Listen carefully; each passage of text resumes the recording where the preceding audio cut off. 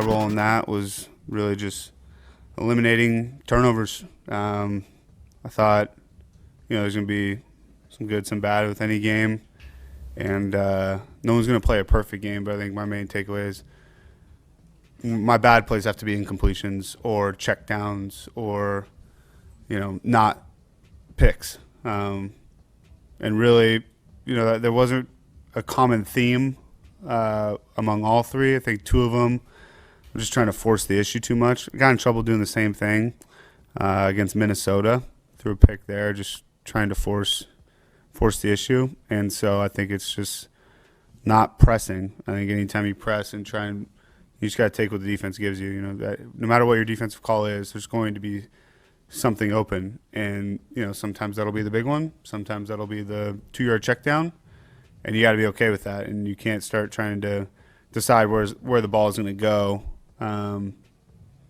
based on where you want it to go. Like, you have to let the defense kind of dictate. Like, defenses are good too. They're going to take away certain things, and you're going to have a rush whenever you play. Especially these better teams. Everyone's got a pass rusher, and so not letting them speed up the clock in your head, or have like a panic throw where you're throwing to someone that you kind of know is covered, but you're trying to get rid of the ball to avoid taking a sack.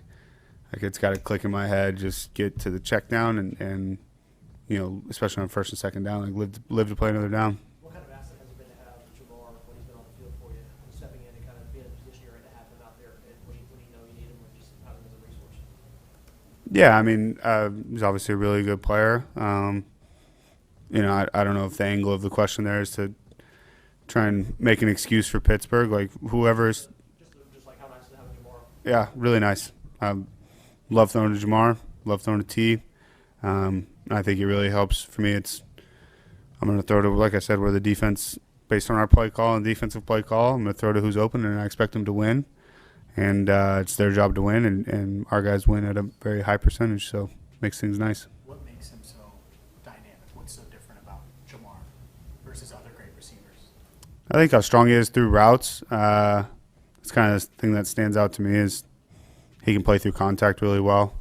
Anytime you go against a DBU, it's kind of used to being able to play physical with receivers. Jamar, you can't really do that. And then just obviously his ability to play through contact at the catch point, and then what he's able to do with the ball in his hands. And I mean, he's just a good receiver overall.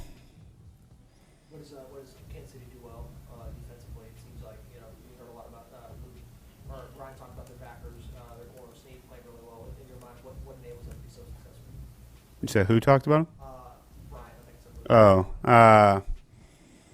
Yeah, I mean, they mix up a lot of different calls, throw a lot of different stuff at you. The coordinator's been there for a while now, and you can tell the two linebackers have been in that system for a while now.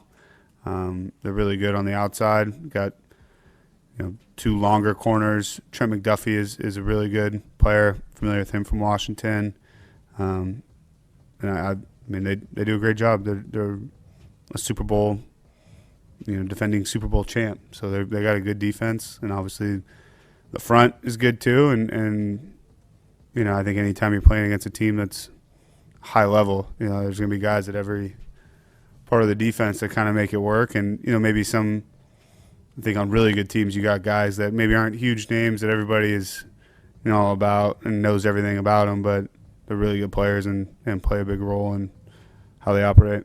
How big of a deal would it be, Jake, to play with the lead? I mean, I guess you had it in the Colts game for a good portion of the game, obviously, but a lot of these games you've been playing from behind.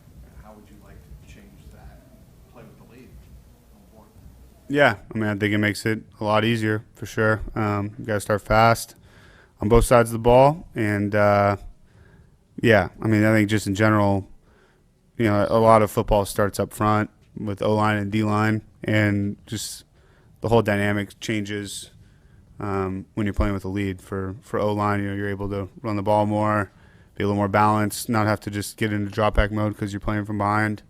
And then with D-line, if you're a D-line playing with a lead, you don't have to play the run as much, and you can kind of tee off and start running a lot of twists and stuff like that. And I think anytime you can get the opposing team into a situation on offense where everyone in the stadium knows that they need to throw, then it's going to be tough. I mean, it's really good NFL defenses. If they know what you're doing, they're going to take it away. So yeah, I think starting fast, playing with the lead is huge. I think coach said that the meet that Zach told you all today, just worry, you got to win. Don't worry about kind of the other scenarios that are out there if you don't make the playoffs. How was that message kind of received, and what was that like hearing that from Zach saying just go out and take care of business and not worry about it? Yeah, I think even before Zach said it, I think our locker room is pretty used to having that mindset. Obviously, it's been a different quarterback, but like we've gone on runs before and had to play like that before. Where hey, let's just focus on one game at a time, and I think that's kind of Zach set the tone with that. But I think even before that, guys are just focus on playing the Chiefs, and whatever happens, happens. But that's just focus on your preparation and getting ready to play a really good game. I know you're no stranger to Kansas City, but has Joe Burrow given you any advice on Arrowhead and handling that environment, especially late in the year like this? No.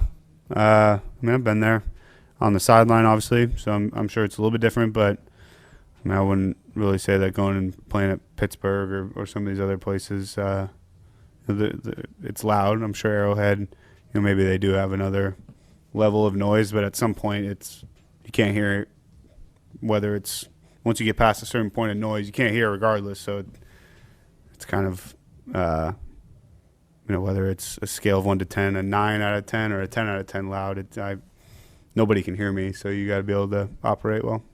You talked about all these good teams have a good front and pass rush.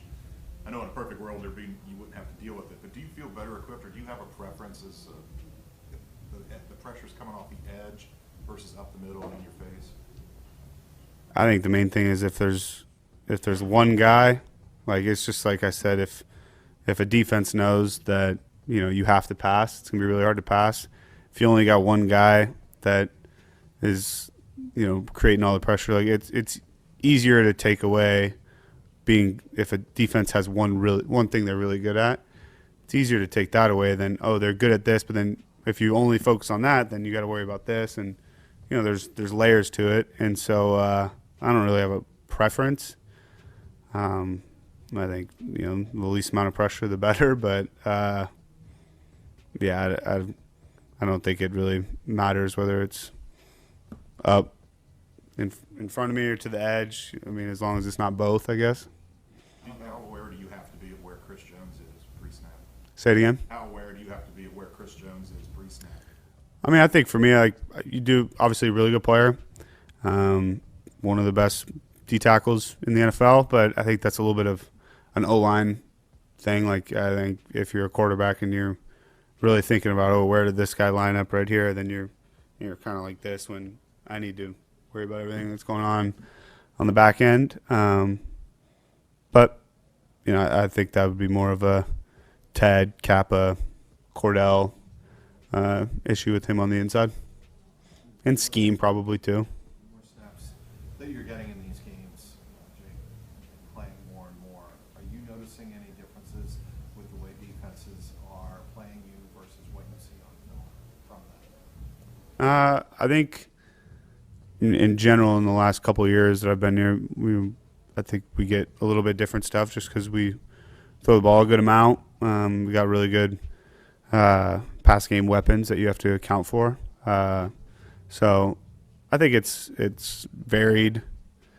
Everybody's going to have a little bit of a spin on whatever they do, and you kind of got to feel that out throughout the game, but not really a general theme or anything like that. Jake, two games left in the season. Last week's loss didn't help, but still alive in the playoffs. Any additional pressure on yourself and the team to finish strong with these 2 wins, and obviously going to need some help? No, I think it's a pretty high intensity work environment, regardless.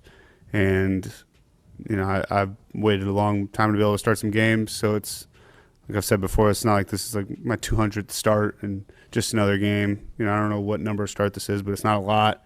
So I'm pretty focused on trying to make the most of this opportunity and play well against the Chiefs And I think the longer you've been in football, the more you just realize it really is just, hey, next week, okay, you go have a bad game. Like, how do you bounce back from that and, adjust to the mistakes you made, but not lose your stinger of being aggressive and being able to toe that line while also dealing with the highs and lows of winning and losing. And I think the teams that are able to respond to that well are the teams that are, make those playoff runs and ultimately end up winning Super Bowls. And so I think no team has ever made it through the whole year without being questioned, or you watch some TV, there's a lot of media stuff around football and everybody gets questioned, and it's just part of the business, and you know what you signed up for.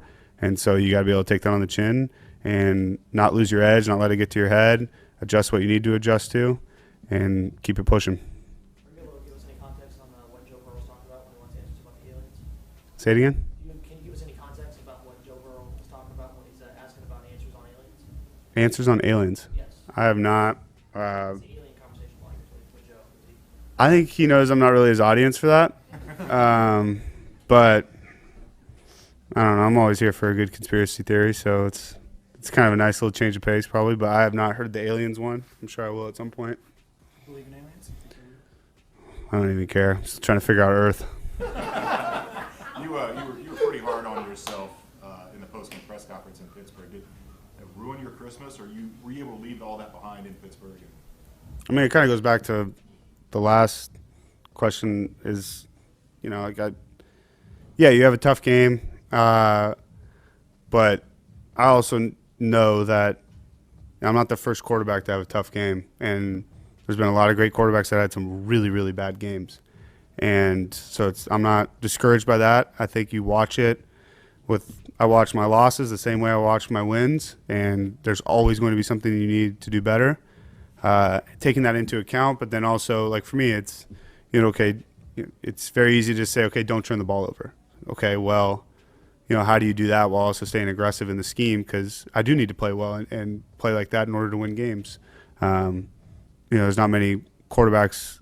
There's no quarterbacks in the NFL that are just showing up on game day and just playing not to mess up and then winning a bunch of games.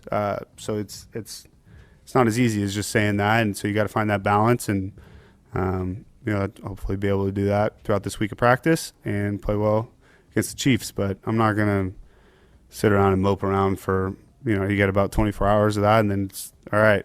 Here's the adjustments that need to be made, and let's move on.